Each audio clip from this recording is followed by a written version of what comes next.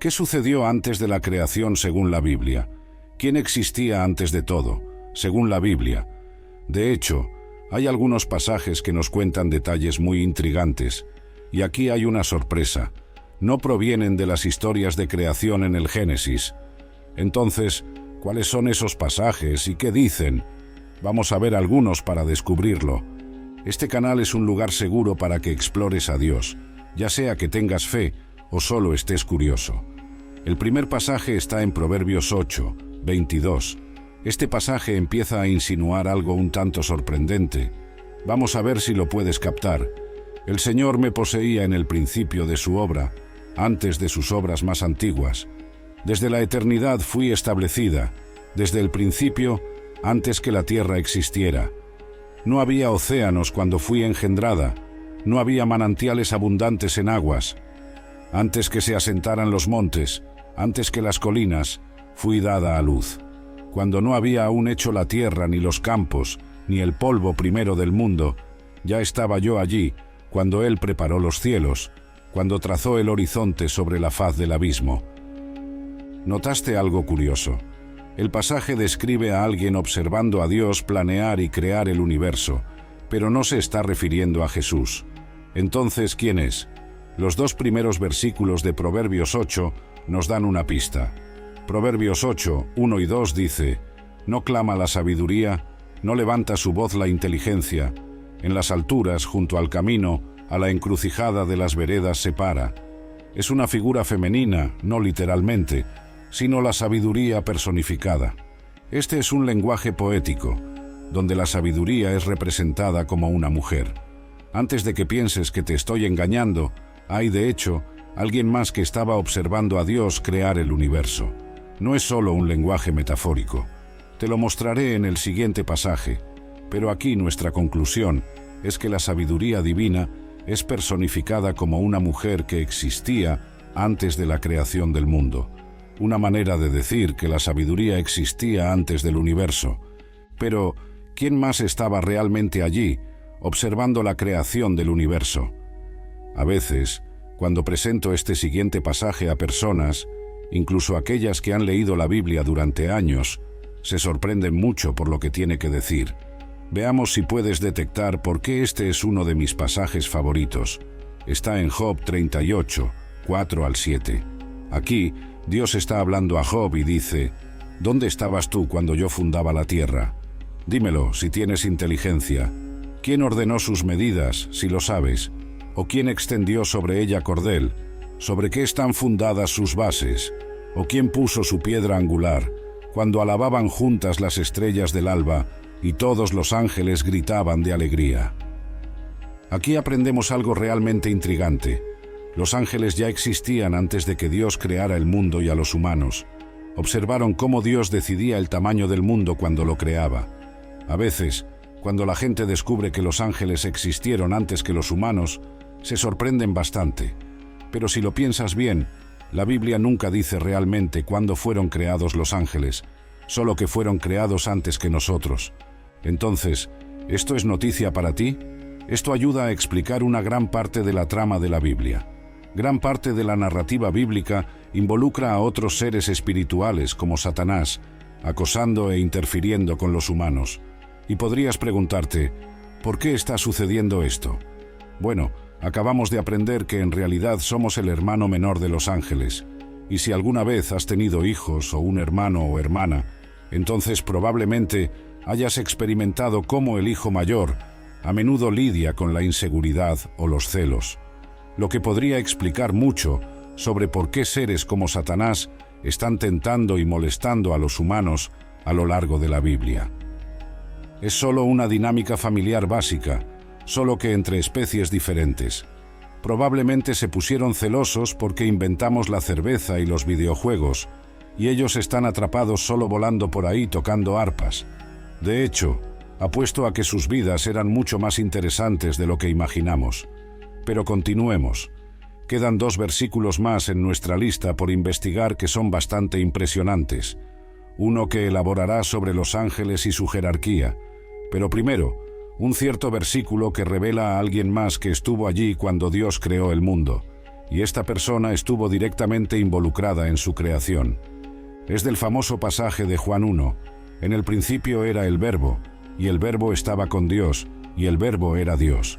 Este estaba en el principio con Dios, todas las cosas por él fueron hechas, y sin él nada de lo que ha sido hecho fue hecho. Así que Dios está siendo llamado el Verbo aquí. Saltemos al versículo 14 y descubriremos más. Y el Verbo se hizo carne, y habitó entre nosotros, y vimos su gloria, gloria como del unigénito del Padre. Quizás ya habías escuchado esto antes, pero ¿alguna vez has pasado tiempo reflexionando sobre lo que realmente dice? Cuanto más lees este pasaje, más obvio se vuelve que el tema de este capítulo es Jesús. Si no lo notaste por la frase, el Verbo se hizo carne, Juan está diciendo que Dios se hizo humano. Luego dice, lo hemos visto, el Hijo de Dios, refiriéndose a Jesús. A veces la gente se confunde con la frase Hijo de Dios, y con razón. Algunos dicen, bueno, Jesús no es Dios, solo es el Hijo de Dios. Sin embargo, ese título, Hijo de Dios, significaba algo un poco diferente en su cultura que lo que parece significar. Si lees ese pasaje detenidamente, puedes ver que Juan está diciendo que Dios mismo se hizo humano, y ese es a quien llamamos el Hijo de Dios. Hay una superposición entre los dos. Son seres separados, pero también son el mismo ser, lo que no es un concepto humano. Entonces, ¿qué exactamente está diciendo Juan cuando dice, en el principio era el Verbo? Si el Verbo es Dios, y el Verbo también es Jesús, y Jesús dijo en otros lugares que existió antes de nacer, este versículo está diciendo que Jesús estuvo presente en la creación del universo, solo que no había nacido aún como un ser humano de carne y hueso. Ahora, Juan a menudo es acusado de inventar todo esto, de agregar ideas nuevas y descabelladas a la Biblia, y hasta algunos estudiosos piensan eso.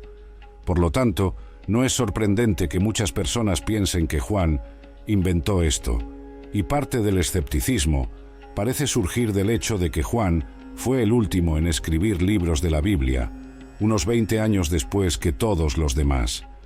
Algunas personas tienen dificultades para encontrar versículos anteriores en la Biblia que describan a Jesús como Dios o que lo mencionen durante la creación del mundo. Pero hay algo que no saben.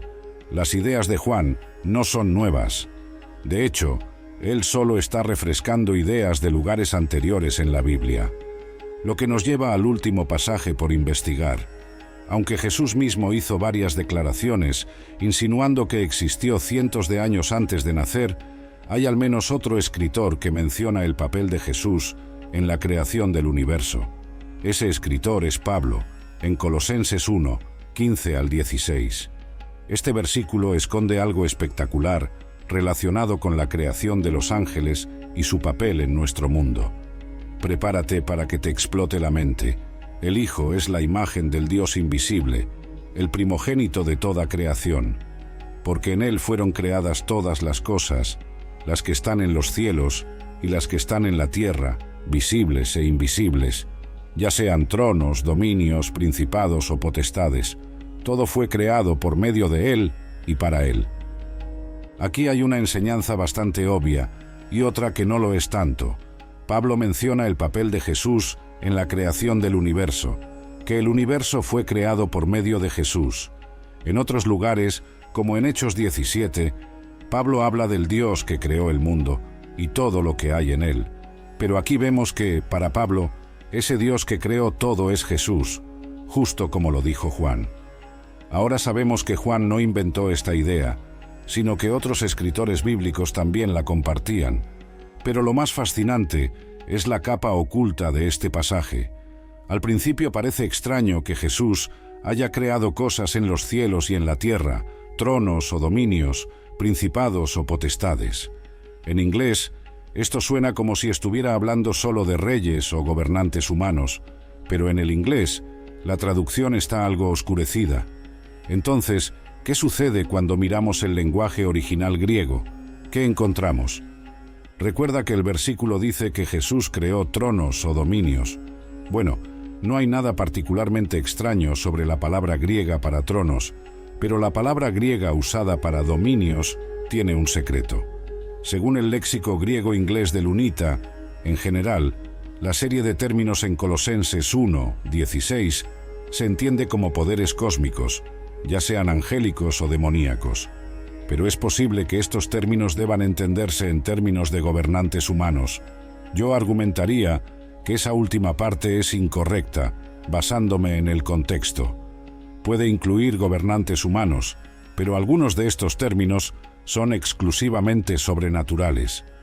Este versículo mismo dice que estamos hablando de gobernantes celestiales, pero cuando miro los otros términos griegos en este versículo, la palabra usada para principados, por ejemplo, en el mismo léxico griego-inglés, dice esto: títulos para fuerzas y poderes sobrenaturales, un poder sobrenatural que tiene algún papel particular en el control del destino y las actividades de los seres humanos.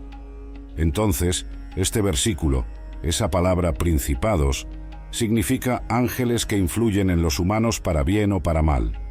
Así que Colosenses 1:16 en realidad dice que Jesús creó a los ángeles. Fueron creados por Él y para Él. Ahora, no necesitas buscar todo ese material en griego para darte cuenta de que los principados y potestades que Jesús creó aquí eran ángeles. Pablo de hecho repite esta frase sobre principados y potestades en Efesios 6:12, pero allí lo aclara un poco más. Porque no tenemos lucha contra carne y sangre, sino contra principados, contra potestades, contra los gobernadores de las tinieblas de este siglo, contra huestes espirituales de maldad en las regiones celestes. Ese versículo usa las mismas palabras para principados y potestades, pero esta vez aclara que no son humanos, son fuerzas espirituales de maldad en las regiones celestes. En otras palabras, están en el reino espiritual, no aquí en la tierra.